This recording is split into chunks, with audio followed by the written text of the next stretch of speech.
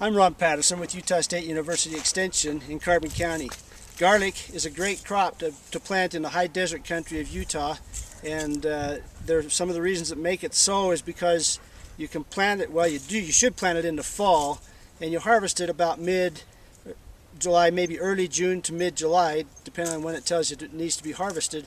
Then you can do a second crop of peas or some short season, cool season crop for late summer, early fall kind of crop. So garlic is a great crop, and besides, there's nothing better than fresh garlic in some of your recipes in the house as opposed to the powdered garlic or garlic salt. Now I've got some of these furrows dug. You're planting in the fall. I had to stop my fall cleanup work because it's time to get some garlic planted. So I've got some furrows dug here, and I've got a marker that I will use. I just make these little tags out of a pop can, just cut a strip, so I know my varieties that I've got in each row. We have a fair amount of moisture in the ground now, enough to get the roots started. You plant them in the fall, the roots start growing. In the spring, the tops will come up. They're one of the first things to come up. They tolerate the freezes and the frosts very well. And so that's what we like to do, make sure we've got the moisture, high organic matter content. It'll tolerate various soil types, so you could have a fairly high pH or not very high pH, or a sandy soil or a clay soil, and garlic will do quite well in those as long as you've got high organic matter and you get enough moisture and nutrient on them to get a good bulb. To get your furrow, you just want to get your hoe and go deep. You can make your rows about 6 to 10 inches apart, and then you'll plant your garlic about 3 or 4 inches apart within the row. So you can have, I've got a little space, I've got 4 rows started here. You can have a little space between the double row, kind of depends on your irrigation system. So there are really basically 2 types of garlic, what we call soft neck garlic and then hard neck garlic. You can see this hard neck garlic has got a very hard neck, so they call it hard neck garlic. And then the soft neck's got a soft neck. There's also elephant garlic, which is actually closer related to leeks than it is to garlic, but it's a milder garlic. The hard neck garlic does not store very long. The soft neck garlic will store, I'll store it for a year just in the kitchen in an open container. So the soft neck garlic stores well. The hard neck garlic has got a stronger flavor, but it doesn't store quite as long as the soft neck garlic. When you get your garlic from the seed store or you've dug it up and you keep it, you want to keep it, if you're not ready to plant it right away, just put it in a paper bag for a while to store it, and it will store just fine until you're ready to go. What you're going to do is you're going to plant a clove of garlic. So you just break it off from the bulb like that.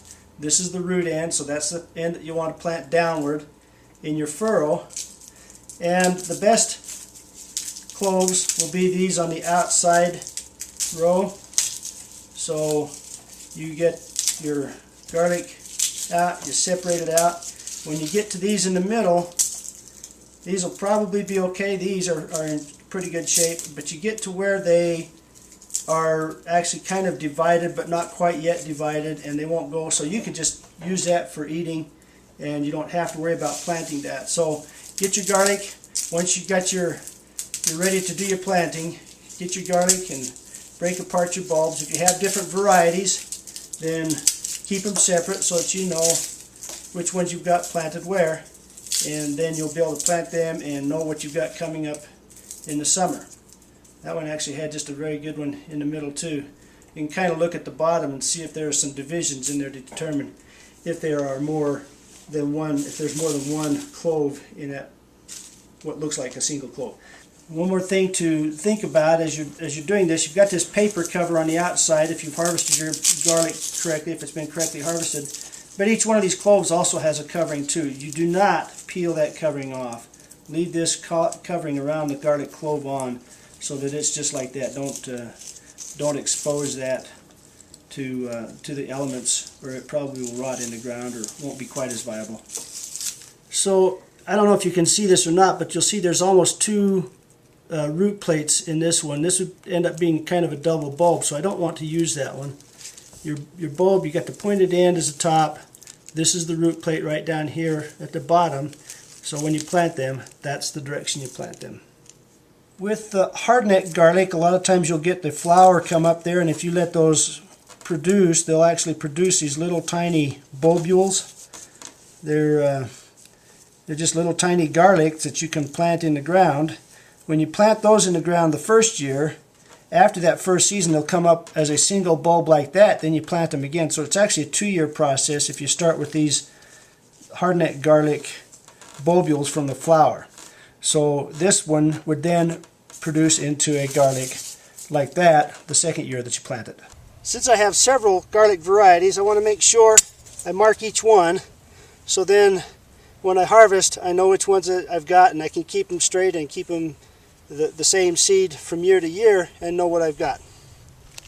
Now that I've got the garlic cloves separated out, we'll just plant these, and you just plant your root plate end down. You want to plant your garlic so that there's going to be 1 to 3 inches of soil above the garlic. You don't want it too shallow. It's not like onions. Onions you kind of plant on the surface. Garlic you want to plant down deep. And so we've just got a lot of garlic to go. Then you cover it up like that. Get you good 3 inches of garlic or so, and that garlic's ready to go for the next year. So just a few pointers. Again, if your fall weather has been dry, you'll need to get some moisture in the ground before you get your garlic planted, or right after you get it planted, so the roots have got something to grow into. You want to plant before the ground freezes, after the frost kills everything else, but before you get the heavy frost and freeze on the ground. And then in the springtime, if you've had an open, dry winter, you'll need to get water on your garlic as soon as it starts popping up. Make sure that you've got moisture on there so that it'll grow well and do good in the springtime as well. So you kind of have to watch that moisture quite well. It doesn't hurt if you want to put 2 or 3 inches of mulch on top of your garlic after you've got it planted. That's not a bad idea too. The organisms will pull that down in the soil and increase the organic matter content of the soil as well. So those are just some points to have good, healthy, successful garlic patch. In the springtime, it'll be one of the first things to come up in the spring. You'll get the garlic spears kind of coming up, and they'll be freezing still. It'll be in April or maybe late March. The garlic will come up, be all exciting to have your garden growing, and then in late June, early July, you harvest your garlic and you're ready to go for another year. So there you have it, just another way to have fun in your garden.